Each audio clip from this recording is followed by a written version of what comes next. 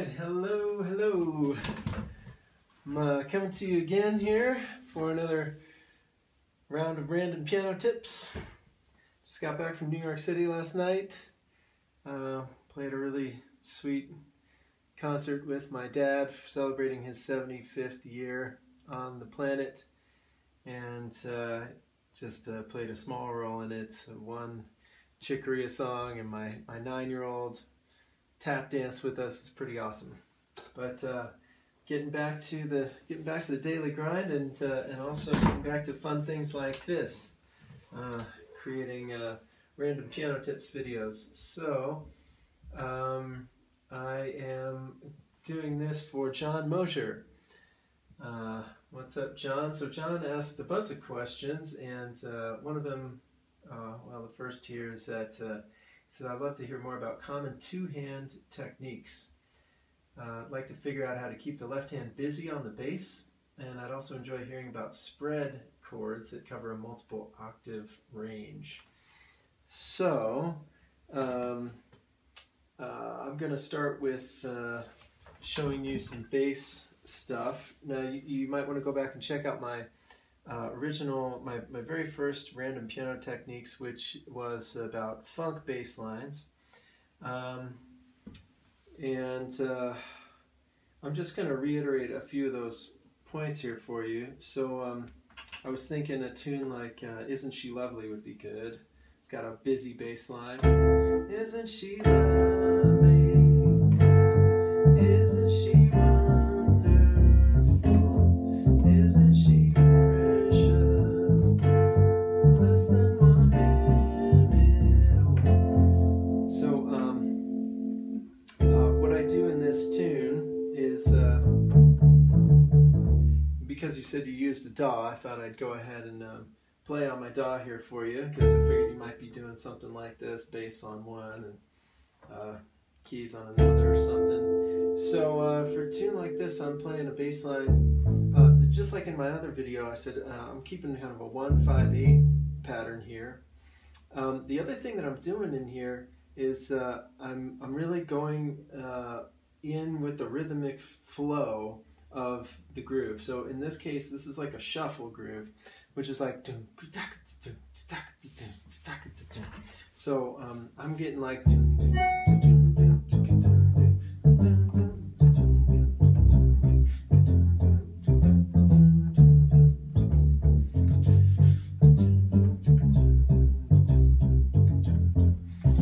you can feel the shuffle groove just in that bass line.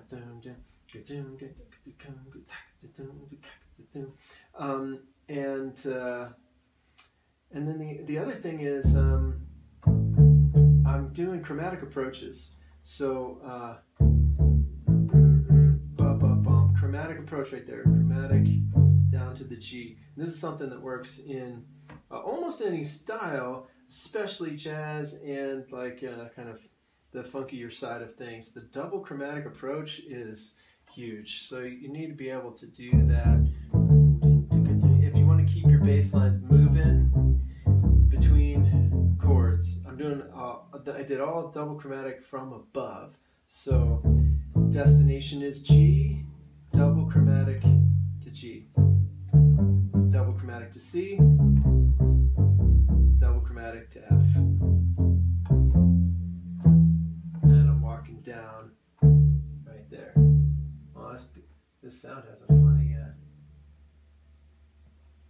I don't know if you can hear that on the video. It's got like a wah thing that it hangs onto. I never noticed that. So just a fun little synth bass sound that I'm using from Logic in my main stage setup. This is called the tight synth bass. I haven't changed any settings on it or anything. Just pulling up some sounds for you. So this is something that I would typically do for this tune. And you can also do single approaches, but single chromatics are particularly jazzy, whereas when you do a double chromatic, it gives a little more funkiness and a little less of that like super jazzy feel. Check out single chromatic.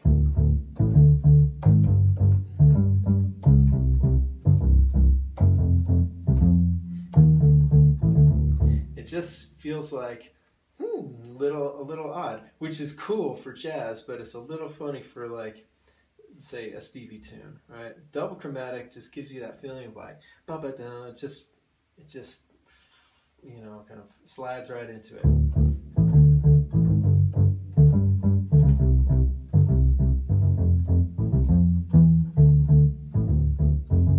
From below is cool too.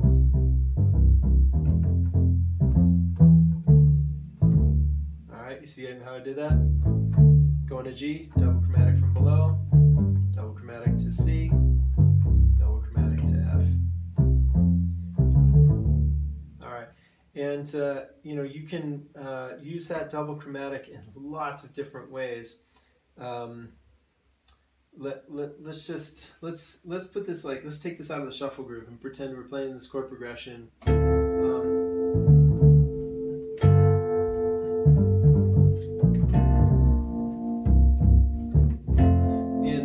Just traditional funky 4. All right, so check this out. You can go like double chromatic from below in the middle of the bar. You could do it at the beginning of the bar, or double chromatic from above.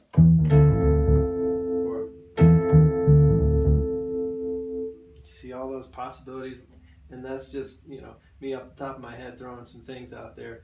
So you know, use your imagination.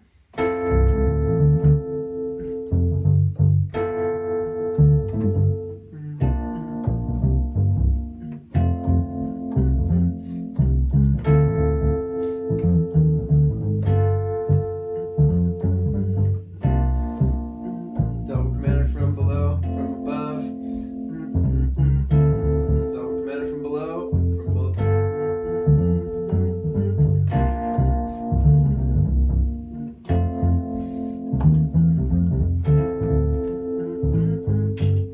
Etc. etc. Screwed that up, but you get the idea. All right. So you know, if I'm trying to keep a busy bass line, now the other factor that you got to think about in this is like how much are you doing with your right hand? If your right hand's doing a lot, it can be a lot more difficult to keep a busy bass line and really keep it like, you know, in the pocket. So you know, props to all the cats who can really keep a killing bass line and do something, you know, creative or spontaneous with their right hand. You know, thinking about like Neil Evans, my friend from Soul Live, or you know, cats like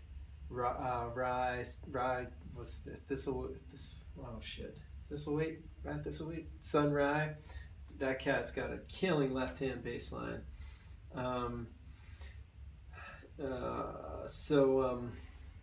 Yeah, you know, I could play through this tune for you just so you can watch the whole tune. Let me just play through it once. Isn't she lovely?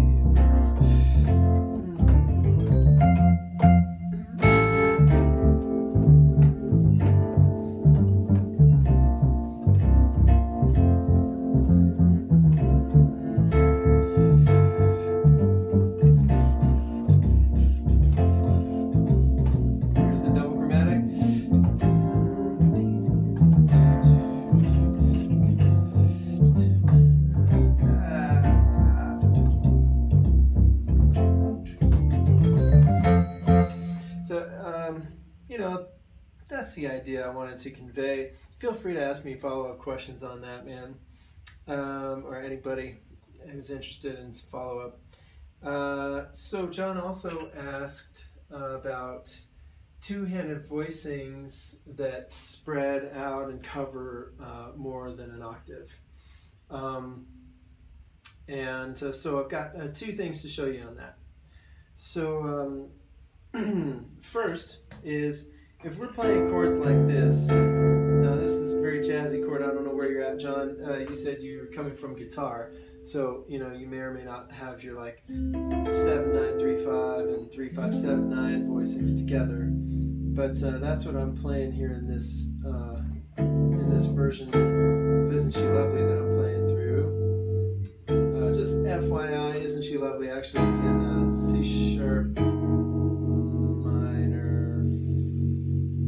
Yeah, that's it. Yeah. Isn't she lovely? Isn't she wonderful? But I've been teaching it in this key, so it's in my fingers. So anyway, back to the two-hand voicing idea.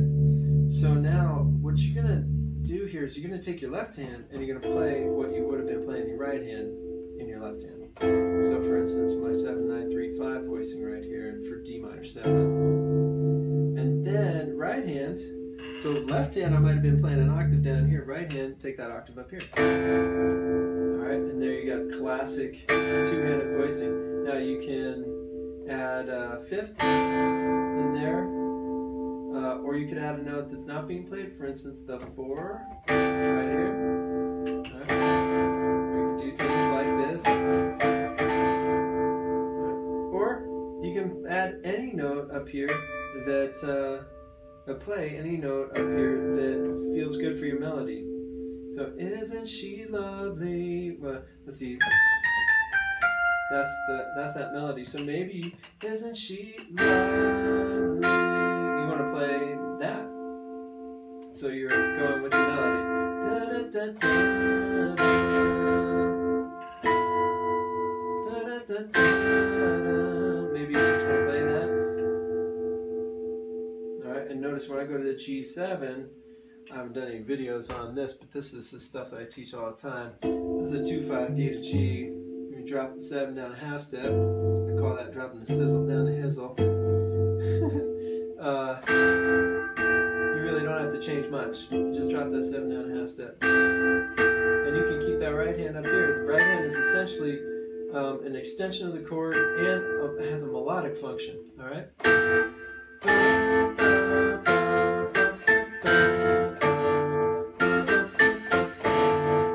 Whatever you want it to be.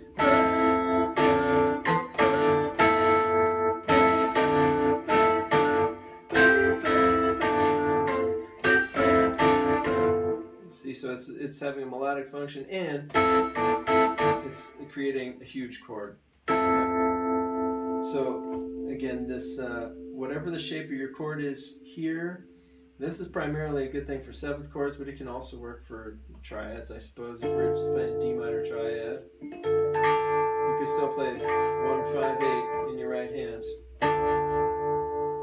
So check it out, just on this essential level, 1/5/8 in the right hand, chord in your left hand, or versus 1/5/8 in your left hand, chord in your right hand.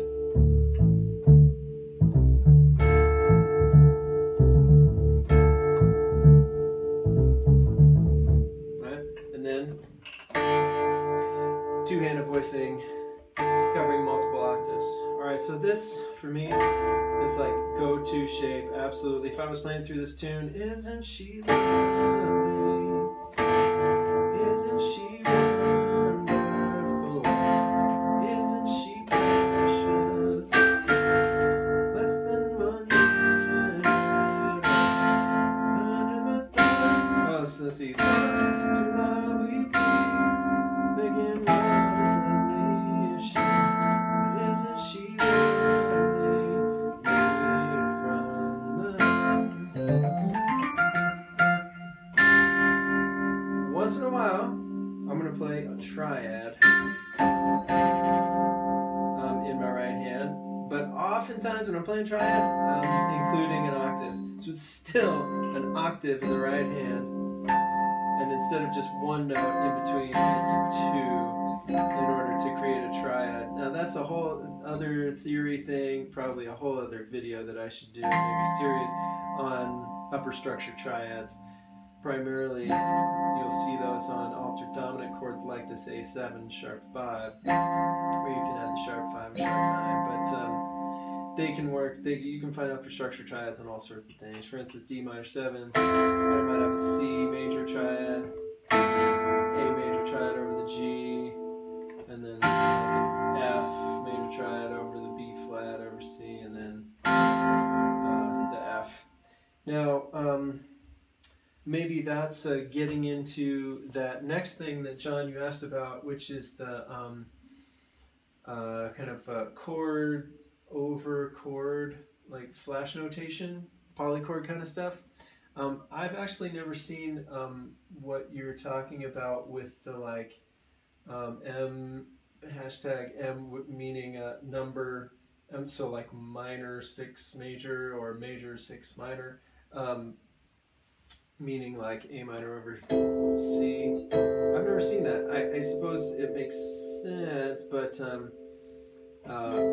you know, a chord like this, for instance, I would just call it a C6. But anyway, that's getting off on a different tangent, which again, maybe I'll make another video about slash chords for you and how I think about slash chords. But yeah, I hope this video finds you all well, and John, I hope you found it helpful, and yeah, if you're new to my music and whatnot, stay connected on Facebook, like the page, and subscribe on YouTube. I post all these videos to YouTube, so they're there forever, and yeah, take care, y'all.